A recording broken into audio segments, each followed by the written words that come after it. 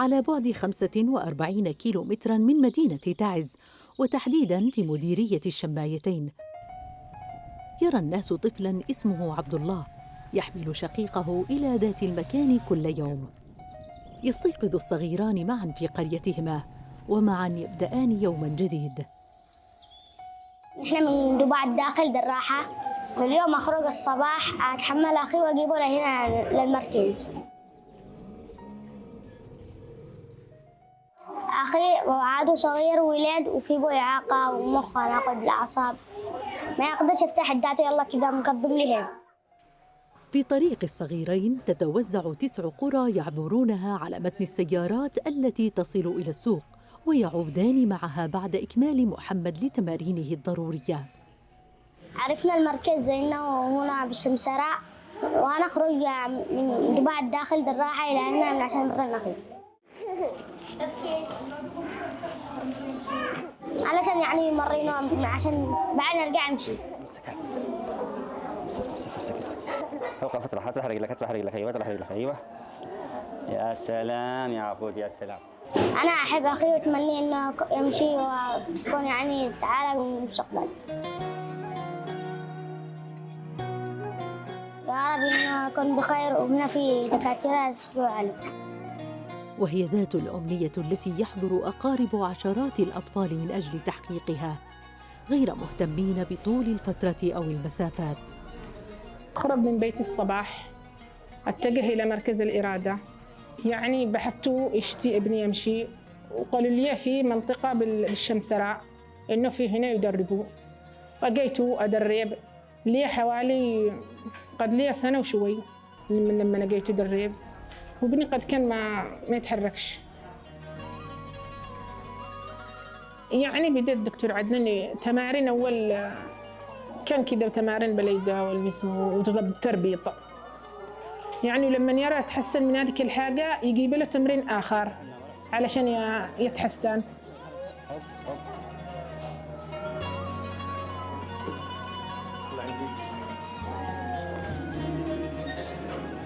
وكل فترة وهو يتحسن أحسن. الحمد لله الآن هذا ابني قد كان ما يحبيش للطرف، بدأ يحبي، والآن بدأ يمشي. يعني اشتي يمشي، أدربه الآن يدربه على السلم، يدربه على الحاجة الحديد علشان يمشي، ويشتي يمشي. بس إن شاء الله يمشي بعون الله، يقدر يمشي.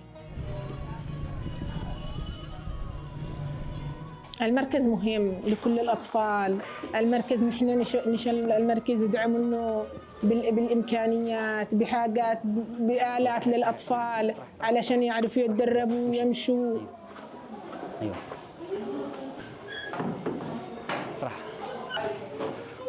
ألاقي حالات، يعني كنت ألاقي حالات ما صدقش إني اشتقم تمشي. والله إنني ما صدق إني اشتقم تمشي، والحمد لله إنني كنت أشوفه هون كل يوم هون يتحسنوا أحسن. وفي ناس قد غادروا المركز لأنهم قد هون يمشوا.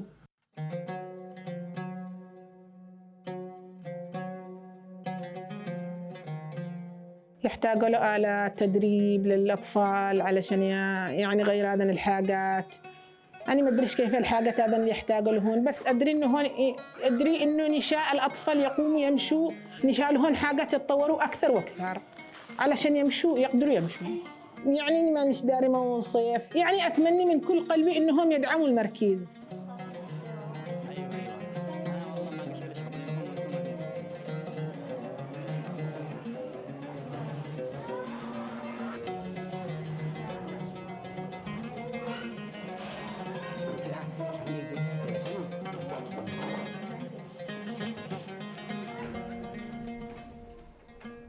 أحب المركز هذا إنه ابني كان ما يمشيش، ما يقومش للطرف.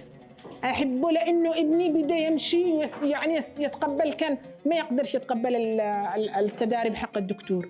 الآن بدأ يتقبل هون، بدأ يشتي يمشي.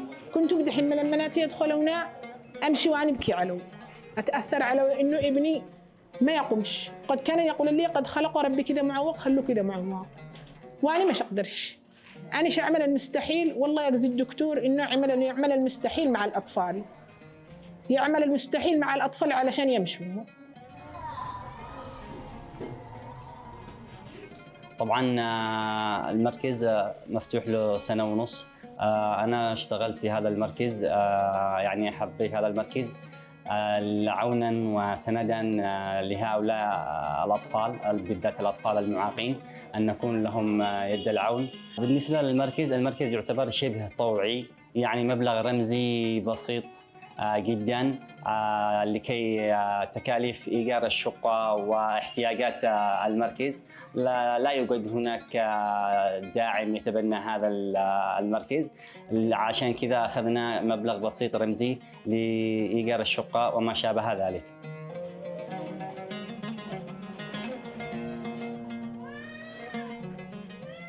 بالنسبة لاستقبال المركز، نستقبل عدة حالات، منها الشلل الدماغي، منها الجلطات الدماغية، منها حالات مرضية أخرى عديدة مثل الانزلاق الغضروفي، مثل الشد العضلي، مثل العصب السابع، التهاب العصب الخامس، التهاب العصب الورك، احتكاك مفصل الركبة وغيرها من الأمراض الأخرى. كان الإقبال كثير، وكان هناك عدة نتائج، سواء كان نتائج في حالات الشلل الدماغي نوعا ما، وحالات تحسن كثير في الحالات المرضية الأخرى، وهناك حالات عديدة شفيت، حالات مرضية مثل الانزلاق كما ذكرناها مسبقا، اللي هي الانزلاق الغضروفي والشد العضلي والعصب السابع. الفئات العمرية التي تبرر للمركز فئات الأطفال منذ شهور إلى 10 سنين، وحالات الكبار، يعني حالات فئات صغيرة ومتوسطة وكبيرة.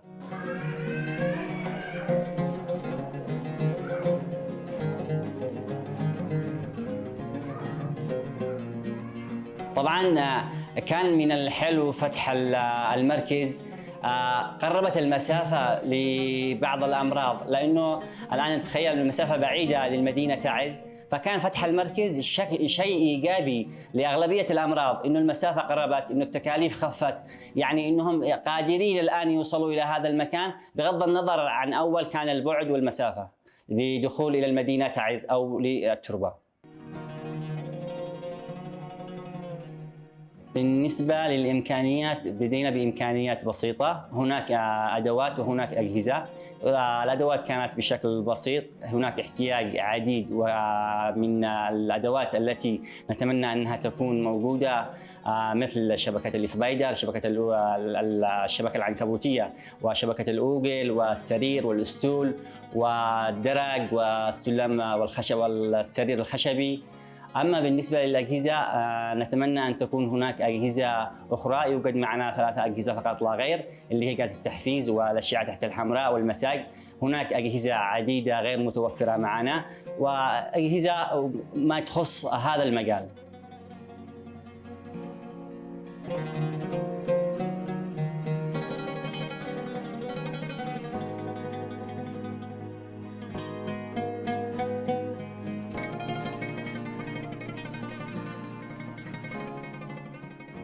طبعا كلما توفرت الأدوات وكلما توفرت الأجهزة يكون هناك نتائج أكثر، كلما كان الإمكانيات أكثر كلما كانت النتائج إيجابية 100%. يعني صحيح أنه هناك إيجابيات حاليا معنا، لكن كلما كان هناك التوفر في الأدوات والأجهزة وتكون الإيجابيات أكثر إن شاء الله.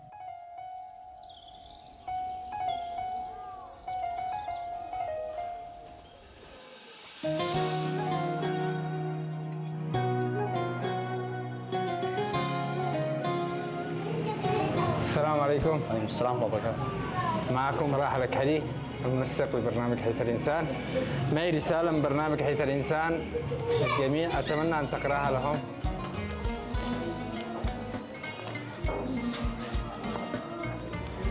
برنامج حيث الإنسان يقف إلى جانبكم ويدعمكم مركز الإرادة بتوفير أحدث المستلزمات الطبية ليكون عونا لكم جميعا في رحلتكم نحو الشفاء.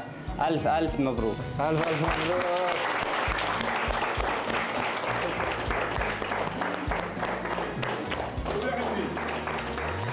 فيك الخير فعش إحسانك، لا تفقد أبدا إنسانك،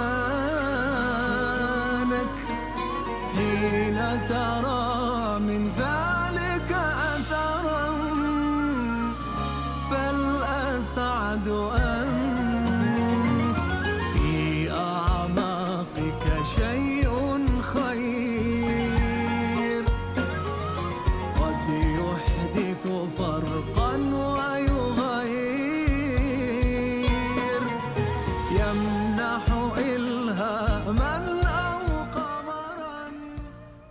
أجرى فريق حيث الإنسان دراسة متكاملة لمعرفة ما يحتاج إليه المركز، وبدأ بإحضار جميع المستلزمات باحثاً عن أكثرها جودة.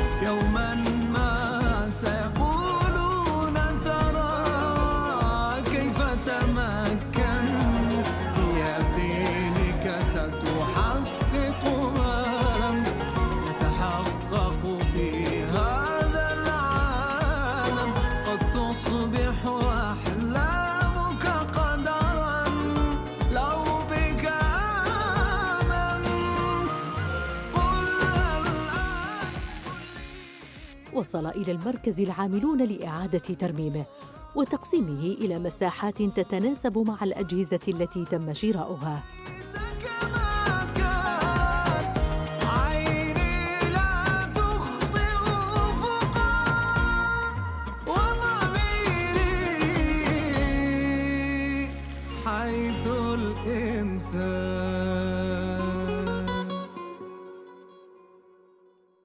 وحتى لا يظل المركز بحاجة إلى كهرباء خارجية، تم توفير منظومة طاقة شمسية تغطي ما تحتاج إليه الأدوات، بالإضافة إلى جميع المستلزمات التي كان الأطفال بحاجة ماسة إليها.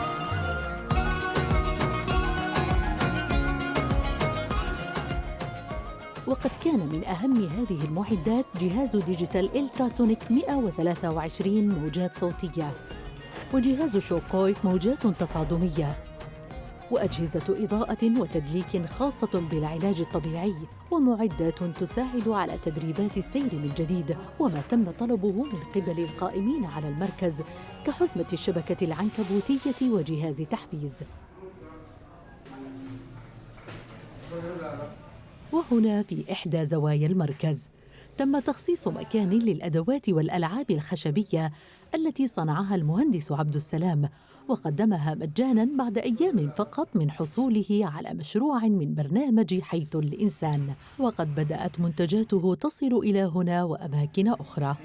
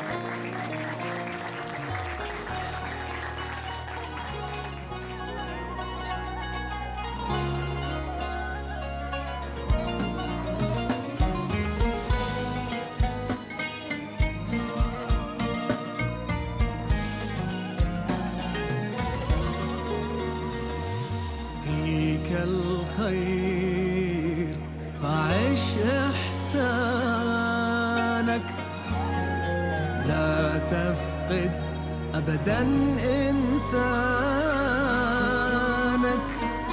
حين ترى من فعلك أثراً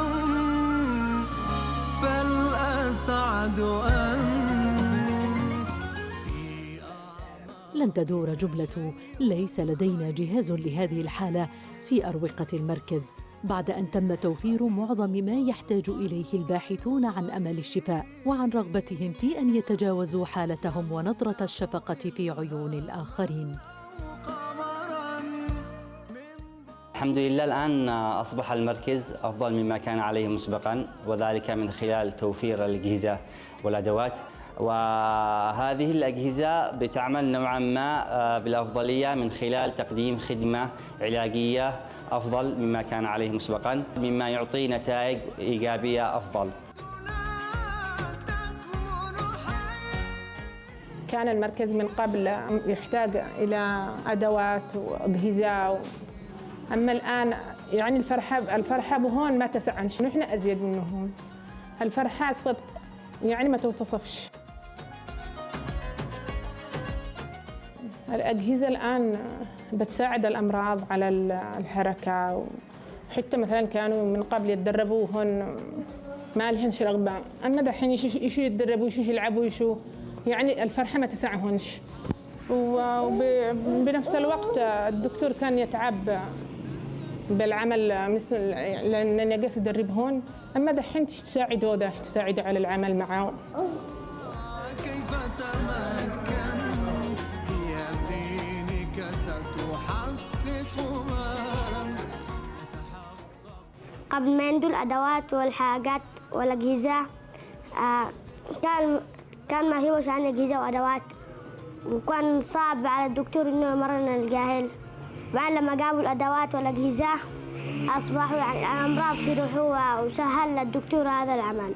والآن في ألعاب للأطفال والوضع أحسن من قبل. أنا ما كنت أجيب يوميا أخي إلى المركز، أصلا قد جابوا أجهزة وأدوات وألعاب فرح بها إنه ابتسم أحسن من قبل. شكرا للبرنامج حيث الإنسان، شكرا لمؤسسة توكل كرمان، شكرا لهذا الدعم.